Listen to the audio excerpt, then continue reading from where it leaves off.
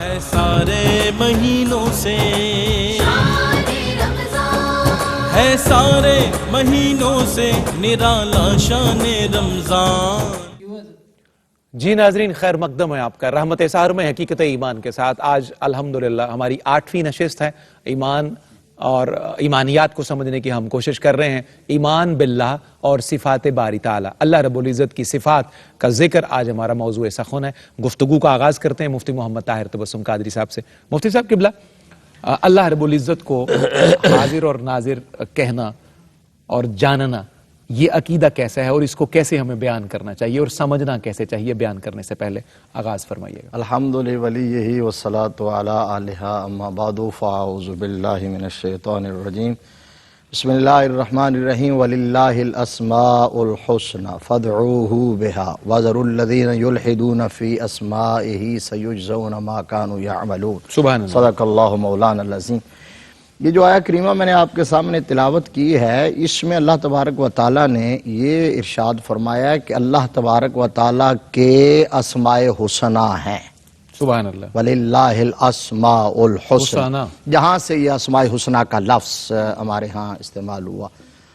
تو اللہ نے اگلے جملے میں یہ ارشاد فرمایا اللہ کو انہی ناموں سے پکارا جائے، فَادْعُوهُ بِهَا۔ سبحان اللہ۔ اب اس کا مطلب یہ ہے کہ اللہ تبارک و تعالیٰ کے اسماء توقیفی ہیں، توقیفی، اور توقیف کا مطلب کیا ہوتا ہے؟ سمع پر موقوف ہے۔ بالکل ٹھیک، یعنی جو ہم نے سنا ہے شریعت میں، جو کچھ بیان ہو گیا، اللہ تبارک و تعالیٰ کے لیے وہی اسم، وہی لفظ استعمال کیا جا سکتا ہے۔ اپنے گیس اندازے سے کوئی معنی مفہوم دے کے اللہ کا نام نہیں رکھا جا سکتا۔ بالکل شرع شریف کے اندر جو وارد ہو گیا اسی پر ہم باؤنڈ ہیں، اس کے پابند ہیں۔ اس کو کہتے ہیں توقیف یا سما پر موقوف۔ یہ وقف سے ہوگا جو وقف کر دیے گئے، ہاں، نام وقف جو کر دیے مختص گئے، ہو گئے تو بالکل اچھا آپ نے پوائنٹ ریز کیا۔ تو اب یہ دوسرا مسئلہ یہ ہوا اس سے آگے کہ چونکہ حاضر و ناظر کا لفظ یہ اللہ تبارک و تعالیٰ کے ذاتی یا صفاتی اسماء میں نہیں ہے، بالکل ٹھیک، لہٰذا یہ لفظ اہل علم نے جو محتاط ہیں، اسپیشلی جو اہل سنت و جماعت، بالکل ٹھیک، انہوں نے کہا کہ یہ لفظ اللہ تبارک و تعالیٰ کے لیے استعمال نہ کیا جائے۔ اب قرآن پاک میں ہے واللہ علی کل شیء شہید، اور ان اللہ سمیع بصیر۔ اللہ شہید ہے جس کا معنی حاضر ہے، اور بصیر ہے جس کا معنی ناظر ہے۔ تو وہ شہید اور بصیر کے الفاظ چونکہ قرآن پاک میں آ گئے، شریعت میں آ بڑی گئے، خوبصورت بات، لہٰذا وہ اللہ تبارک و تعالیٰ کے لیے عرض کیے جا سکتے ہیں۔ اس کیا کوئی مترادف، کوئی معنی مفہوم لیتے ہوئے کوئی ایسا لفظ جو اس کا ہم معنی ہو وہ اپنے طور پر استعمال نہیں کیا جا سکتا۔ اب ہمارے جو علماء جنہوں نے کہا کہ احتیاط یہ ہے کہ یہ لفظ استعمال نہ کیا جائے، تو انہوں نے کہا وجہ یہ ہے کہ لغت کے اندر ڈکشنری میں حاضر اور ناظر کا جب ہم معنی دیکھتے ہیں نا، تو حاضر کا معنی ہوتا ہے فزیکل پریزنس، یہ بالکل ٹھیک، جو بندہ کسی جگہ پر موجود ہو جسمانی طور پر، اور ناظر کا مطلب ہے کہ وہ اپنی آنکھوں سے دیکھ رہا ہو۔ اللہ تبارک و تعالیٰ جسمانی حاضری سے پاک ہے، موجود تو وہ ہے، دیکھتا تو وہ ہے۔ تو یہ شہید ہونا، بصیر ہونا اس کی صفات ہیں، اس کے ساتھ قائم ہیں، لیکن چونکہ حاضر و ناظر کے لفظ میں جسمانی پریزنس اور ناظر میں آنکھوں، اور آنکھوں سے پھر جسم کی طرف وہم ہوتا ہے، اس لیے علماء نے کہا کہ ان لفظوں کے استعمال سے احتیاط برتیں۔ بہتر، ماشاءاللہ ماشاءاللہ۔ ڈاکٹر صاحب قبلہ بڑا خوبصورت وضاحت مفتی صاحب نے فرما دی ہے۔ یہ الگ بات ہے کہ زبان کے دامن میں تنگی ہوتی ہے، تو بعض اوقات اس تنگی بیان کی وجہ سے ہم شاید اس غیر محتاط رویے کا ذکر کر بیٹھتے ہیں۔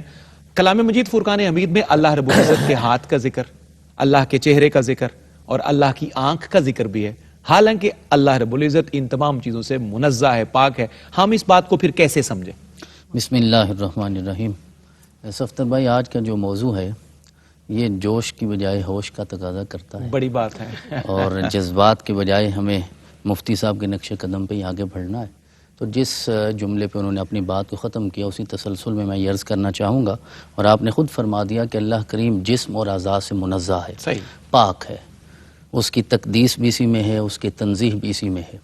لیکن کیونکہ قرآن پاک میں اس کے ہاتھ کا تذکرہ ہے، اس کی آنکھ کا تذکرہ ہے، اس کے چہرے کا تذکرہ ہے، تو پھر سوال تو پیدا ہوتا ہے کہ انسان سمجھنے کی کوشش تو کرے. بالکل صحیح. حالانکہ اس نے خود فرما دیا کہ وَمَا أُوتِيتُم مِّنَ الْعِلْمِ إِلَّا قَلِيلًا، جتنی بھی کوشش کرو تم تھوڑا سا ہی سمجھ سکتے ہو کیونکہ اللہ نے دیا ہی اتنا ہے. اب جب دینے والا خود یہ کہہ رہا ہے، لیکن ہماری جو کوشش ہے، جو علماء نے، جو اسلاف نے، جو ائمہ نے ہمیں بتایا کہ اللہ رب العزت کے لیے یہ جو الفاظ استعمال ہوئے ہیں قرآن پاک میں، تو سننا، دیکھنا، کلام کرنا، یہ اس کی صفات ذاتیہ تو ہیں، یہ اس کی حقیقی صفات تو ہیں، لیکن ان سارے امور سر انجام دینے کے لیے وہ کسی چیز کا محتاج نہیں ہے.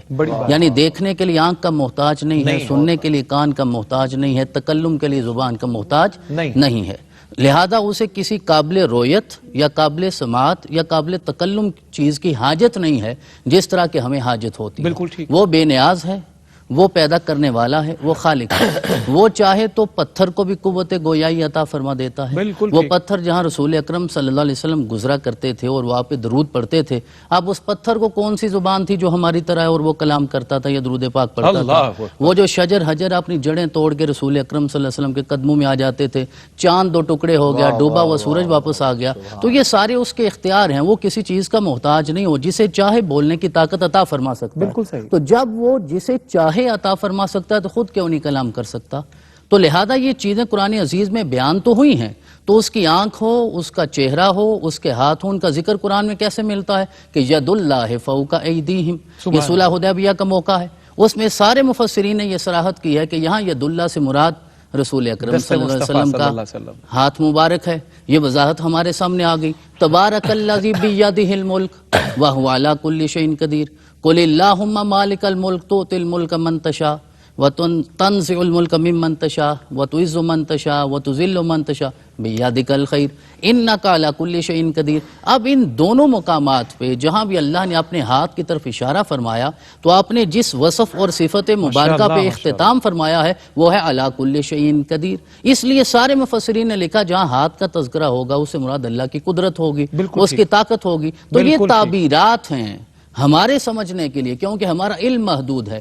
حالانکہ قرآن پاک میں تو اللہ کے نفس کا بھی تذکرہ آیا ہے.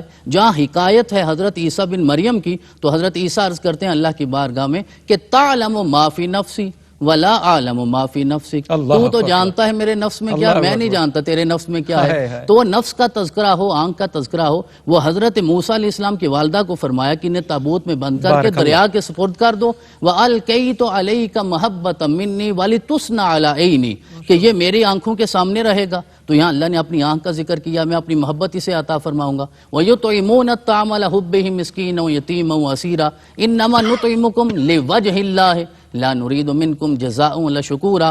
تو سارے اہل سنت کے ائمہ کا، خاص طور پہ ائمہ اربعہ کا اس بات پہ اتفاق ہے کہ یہ صفات ثابت تو ہیں کیونکہ ان کی صراحت قرآن پاک میں آئی. لیکن یہ کیسے ہے؟ کما یلیق بشان ہی، جس طرح اس کی شان ہے اس کے لائق ہے. ہماری طرح ہمارے اعضاء اور ہمارے جسم کی طرح نہیں ہے، کیونکہ لیس کمثلہ شیء، اس کے مثل کوئی چیز ہو ہی نہیں سکتی. سبحان اللہ.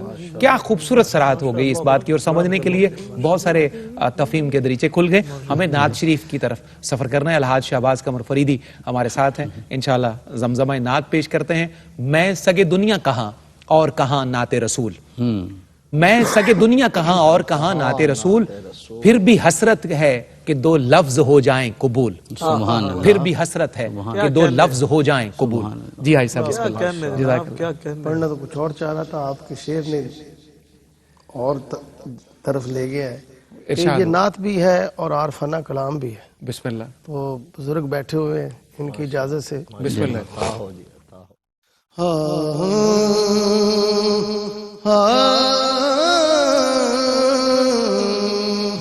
شاہوں سے کچھ غرض نہ، شاہوں سے کچھ غرض نہ، کسی تاجور سے ہے.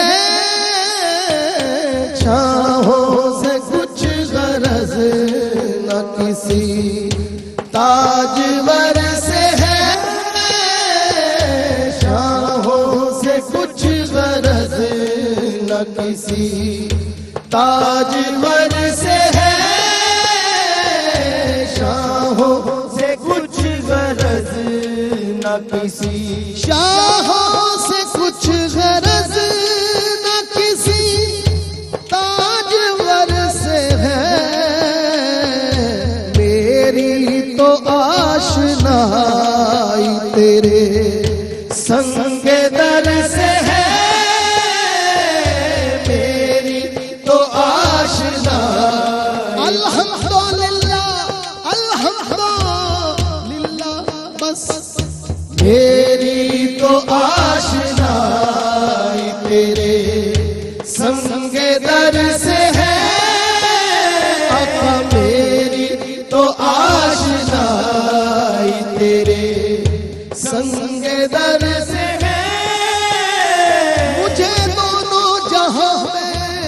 کافی ہے میری تو آشنائی تیرے سنگ در سے ہے، میری تو آشنائی تیرے سنگ در سے ہے، میری تو آشنائی تیرے۔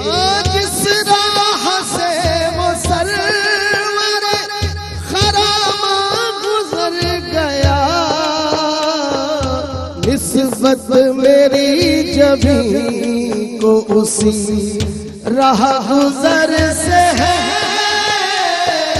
نسبت میری جبیں کو اسی راہ گزر سے ہے،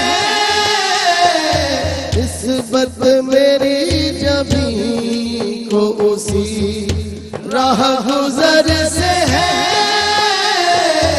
میری تو آشنائی تیرے سنگ در سے ہے۔ ان سے نظر ملی تو نظر ان کی ہو گئی، ان سے نظر ملی تو نظر ان کی ہو گئی، یہ حادثہ عجیب نظر کا نظر سے ہے، یہ حادثہ عجیب نظر کا نظر سے ہے۔ سب کریں دوبارہ۔ ان سے نظر ملی تو نظر ان کی ہو گئی، یہ حادثہ عجیب نظر کا نظر سے ہے، یہ حادثہ عجیب نظر کا نظر سے ہے، میری تو آشنائی تیرے سنگ در سے ہے،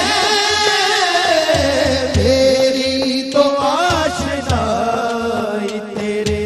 ٹھہری رضائے یار جب میرے کارواں، پھر قطب واسطہ مجھے کیا خیر و بشر سے ہے، میری تو آشنائی تیرے سنگ در سے ہے،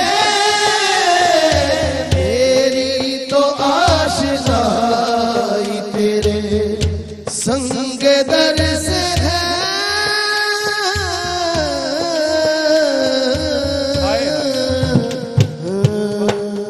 سبحان اللہ سبحان اللہ، کیا کہنے، کیا خوبصورت اور بابرکت ماحول بنا ہے۔ حضرت خواجہ غلام قطب الدین فریدی صاحب کا زمزمہ عقیدت تھا، یہ فخر تو حاصل ہے، برے ہیں کہ بھلے ہیں، دو چار قدم ہم بھی تیرے ساتھ چلے ہیں۔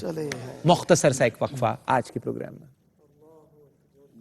ہے سارے مہینوں سے،